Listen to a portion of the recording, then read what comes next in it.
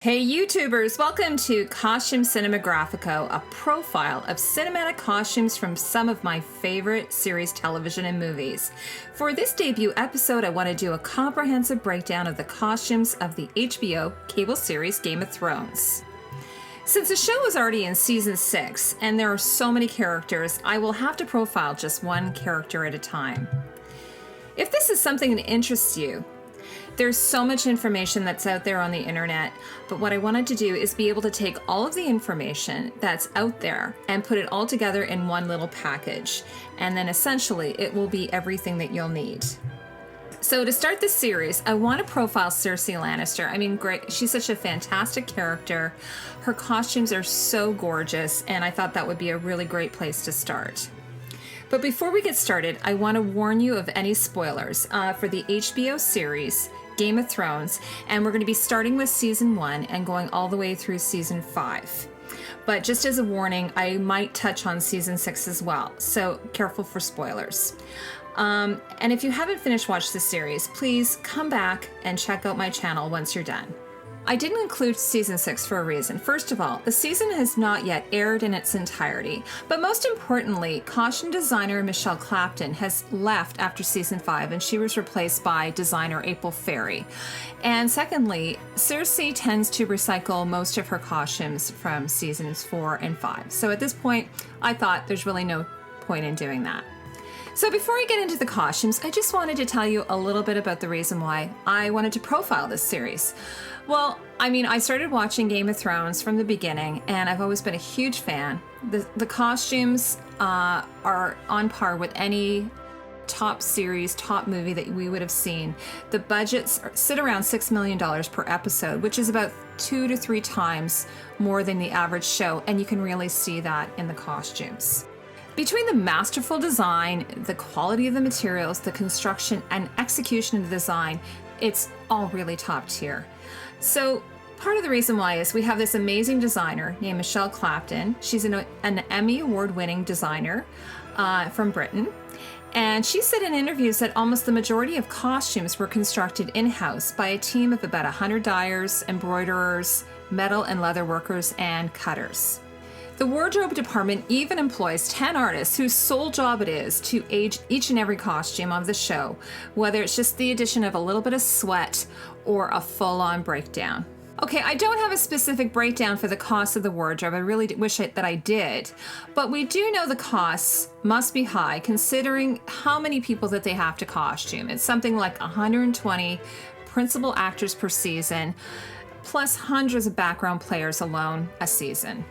I suspect one of the reasons why I wanted to cover Cersei is I think that Michelle Clapton probably loves costuming Cersei. She's such a fantastic character to do.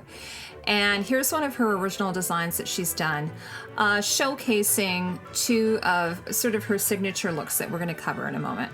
And you can see this is one of her early concepts that she's had for one of Cersei's costumes from season 2.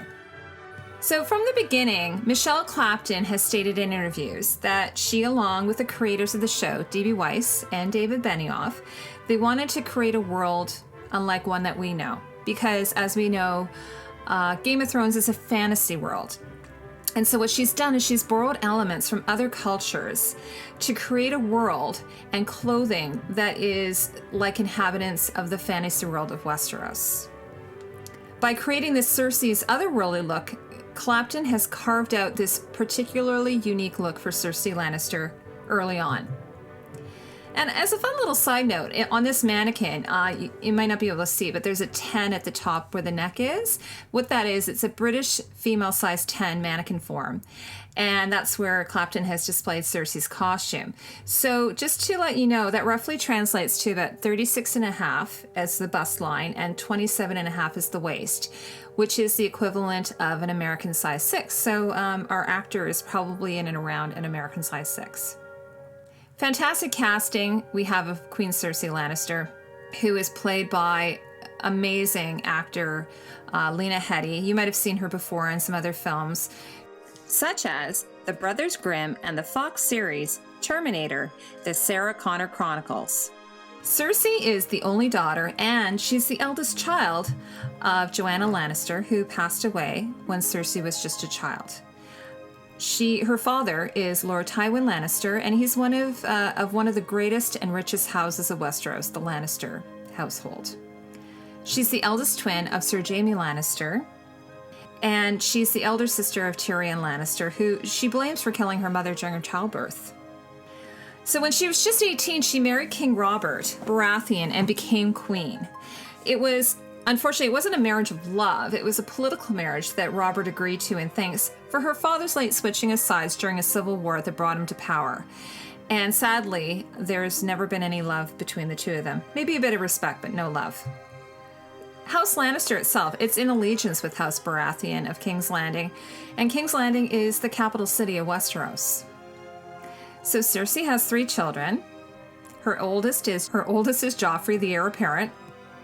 Marcella is the only daughter, and she's the second child. And finally, we have the youngest, which is Tommen.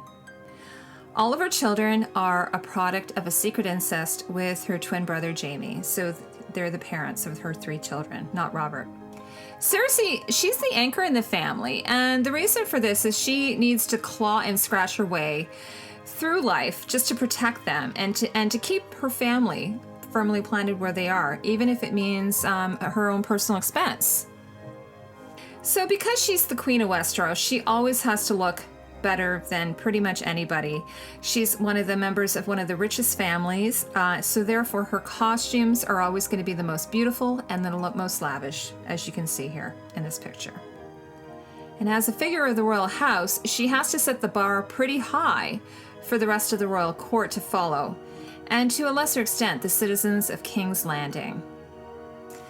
George R. R. Martin, who is the author of A Song of Fire and Ice, he's a huge lover of history, and he's said in interviews that he's based largely the story of Game of Thrones on the Wars of the Roses, which was a historical battle that took place back in the 1400s between the House of York and the House of Lancaster.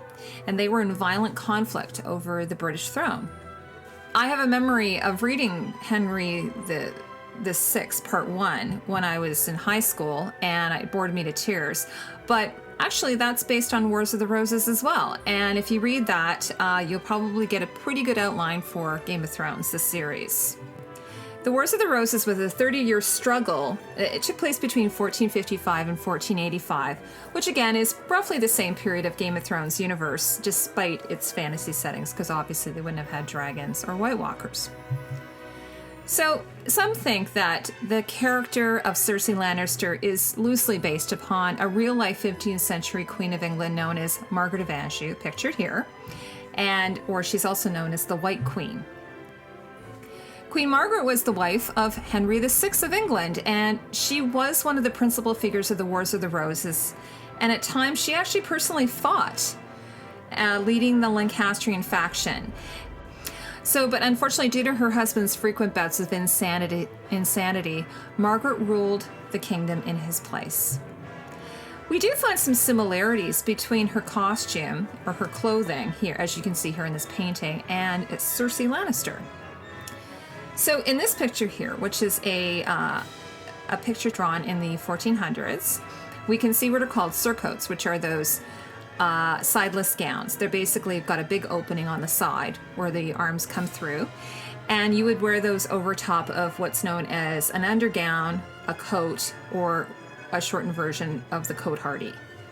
So we can compare actually Cersei's costume, which is on the right here. That's one of her first costumes she wore in season 1 and 2.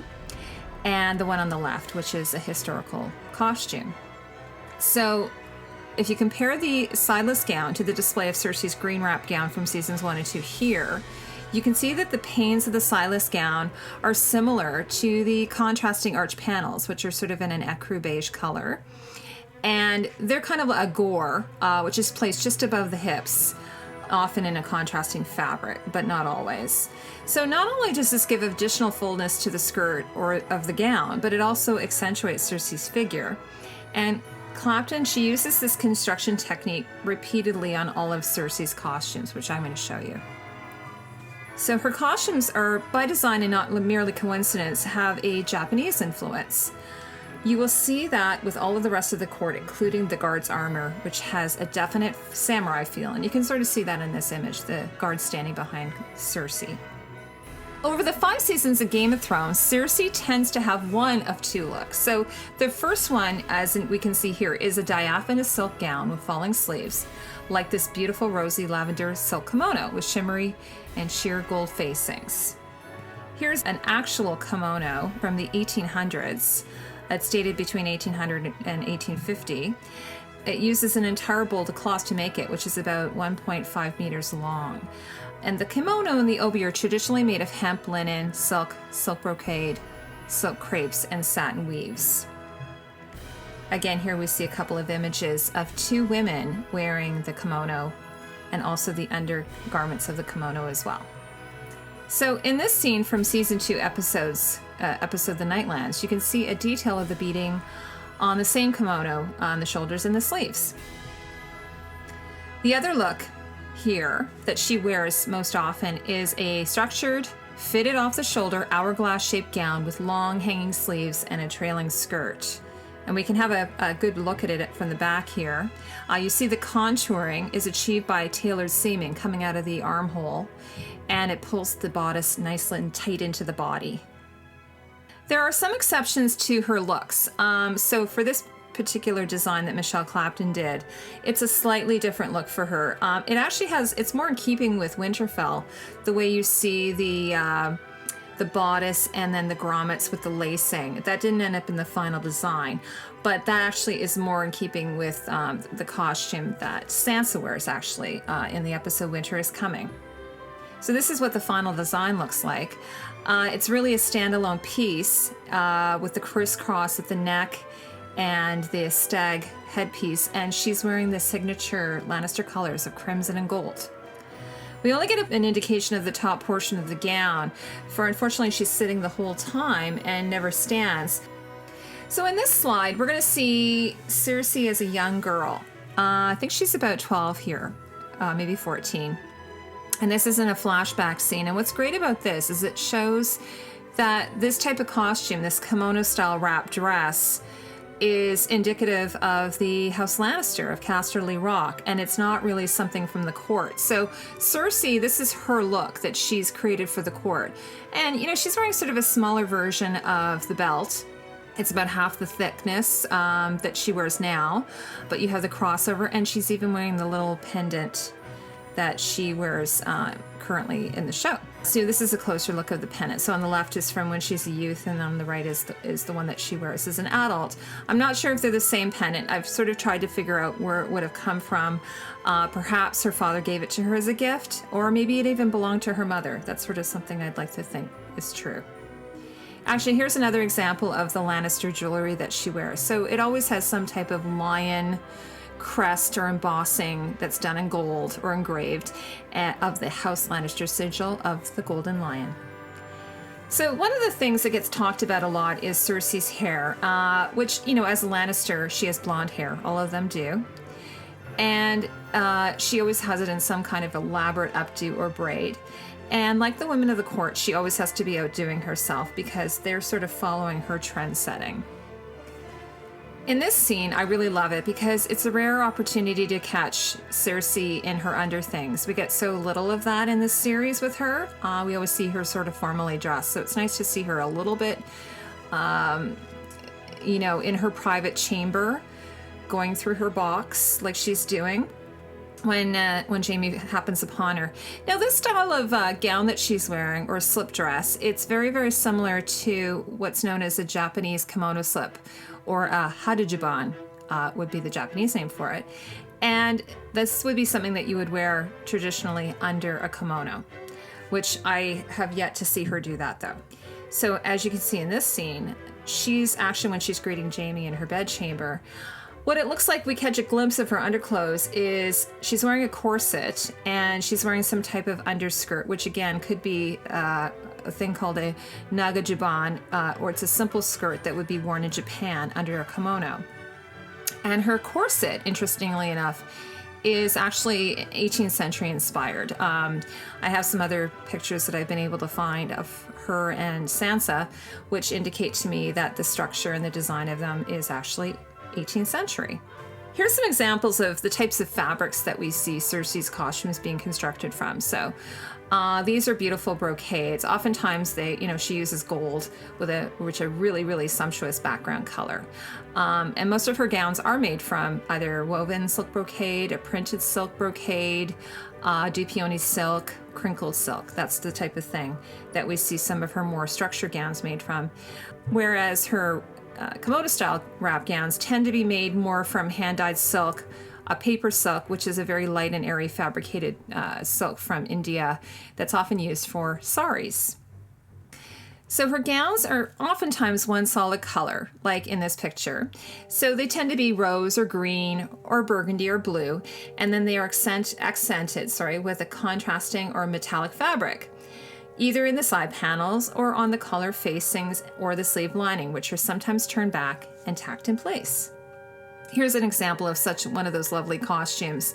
This is a scene from episode You Win or You Die in season 1, where she meets Ned in the garden. And I love this dress because she looks so angelic with the soft red that she's wearing, which is a less aggressive color than some of the deeper reds she starts to wear in season 2. In this setting, I love this because her hair is glowing in the sun and she looks sort of angelic-like. And you can pick up the little bits of gold that are along her shawl, and it just looks very romantic and pretty, like something you would see out of a romance novel. This is one of Cersei's most memorable looks. This gown is fantastic. It's an embroidered silk kimono gown, and we see it in seasons 1 and 2, and she's wearing it with the obi. It's hard to tell from this picture, but it's got these exquisite bird details, which I'll show you in a moment. Now, depending on the lighting, this is one of the things I've been having a bit of a hard time with. In the other picture, the dress almost looks sort of blue, whereas here it's almost like a sort of gray-green color almost. And then as we get into the details, you can see again it looks back to blue. The lining of the sleeves and the side panels are sort of an ecru beige color, and the embroidery is just fantastic. This is typical of the Japanese type embroidery, which tends to come, and they use it in kimonos, it tends to come from the natural world. They use things like birds and animals, butterflies and dragonflies, and any other kind of motif that would come from nature, like water or snow and clouds. And here's an actual sample of some Japanese embroidery we see here.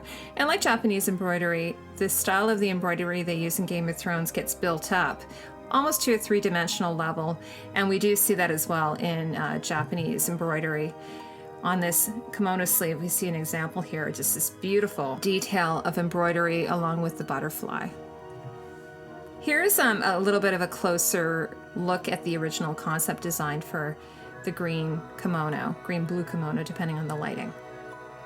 So in season 1, Cersei wears this incredibly striking gown. Unfortunately, she only ever wears it the one time in the throne room, and it's just after Robert's passed away.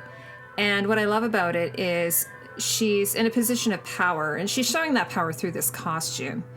It's a beautiful emerald green brocade. It's got sort of a cape. It's actually a little bit more like the Eyrie in its design. And it's got these wonderful swags of what I believe are Swarovski crystals coming from the center front there.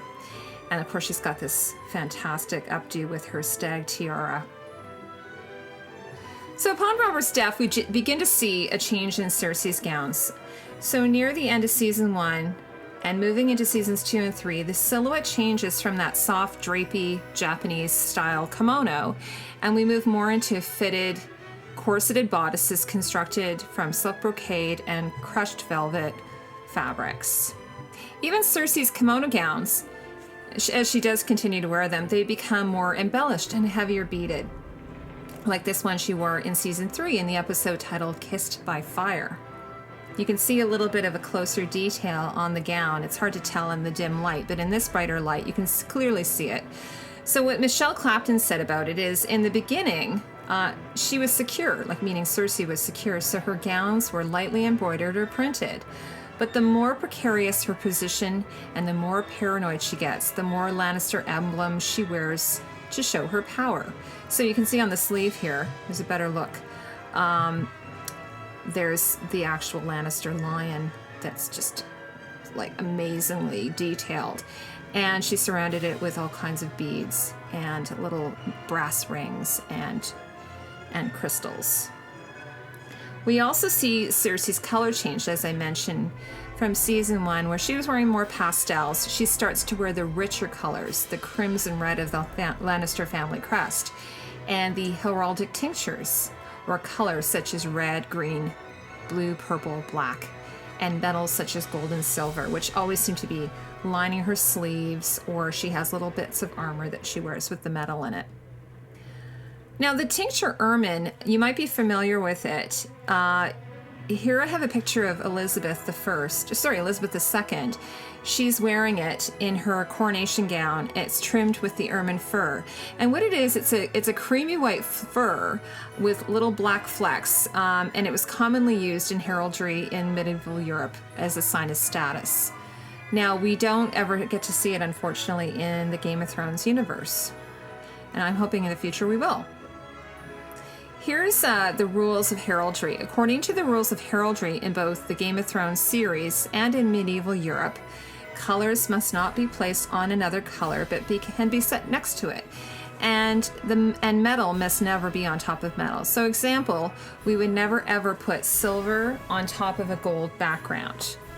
So for the Lannister sigil, here's a great example of them using it properly. So we've got a golden lion rampant on a crimson field.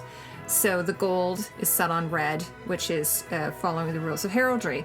And in Cersei's case, in most of season 1, while her previously painstaking embroidery on silk was done in birds and butterflies, they are now ornamented in metallic threads, beads, and metal.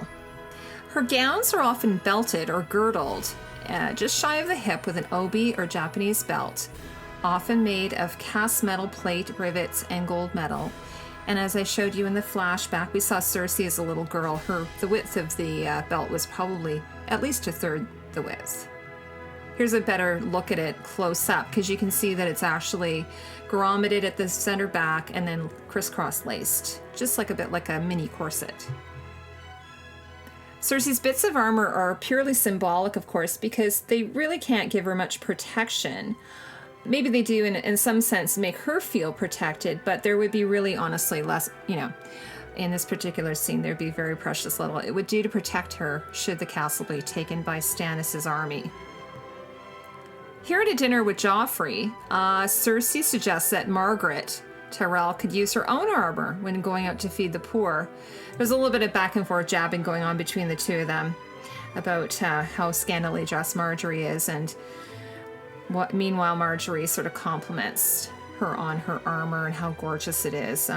So I thought that was a really fun scene. This particular gown, it is really stunning, and it sort of shows at the beginning of season 3 Cersei's powerhouse manipulations. It's created in a luxurious purple and gold silk brocade, and the sleeves are very fitted on the upper arm and end in a distinctively Japanese square shape at the bottom. And the side panels and sleeve lining are in a contrasting gold, but what makes it so amazing, of course, is the corseted shapes of bits of engraved plate armor that we see there. And of course, they've got the Lannister lion as sort of right dead center. And you can sort of get a bit of a better sense in the scene as she has a little walk with Lady Olenna in season 3, episode 3. Here is a superb example of a silhouette we see going into season 3.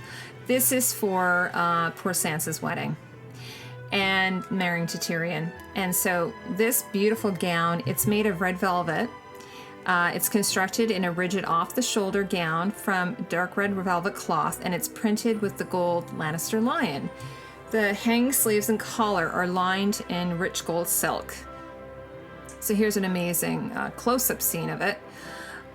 For added drama, Michelle Carragher, she's the embroidery artist for the costume department.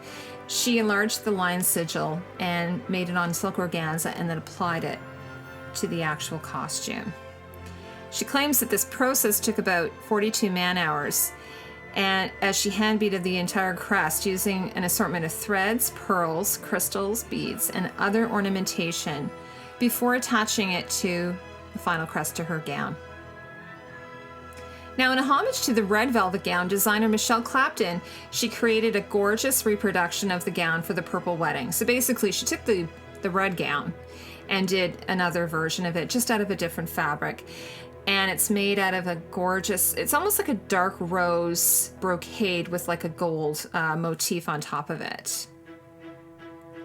The gown is cut and sewn with princess seams coming out of the arm, and additional fullness is added at the hips and skirt with gores. And you can see the gold lacing up the center back, kind of corset style, and the overly long hanging sleeves are lined in gold crinkled silk and tacked back, actually double tacked because they're so overly long. In an interview, Clapton says that Cersei here, she's holding back a little bit. She's not the powerhouse that she was, and Michelle Clapton wanted her to be slightly quieter. So while Clapton says she's still very beautiful, she's just not rocking the red so much. She thinks that her power is abating. And like Cersei's red gown, a detailed lion embroidery applique is attached to the upper sleeves, again by the talented embroidery artist Michelle Carragher. After the purple wedding, Cersei mourns Joffrey in this black jacquard kimono gown with gold silk facings, and it's piped in the hip seam with gold and has gold ties. And now she's not wearing her hair up anymore. Her hair is worn down, and it's less formal. Like Marjorie, she's doing less public appearances.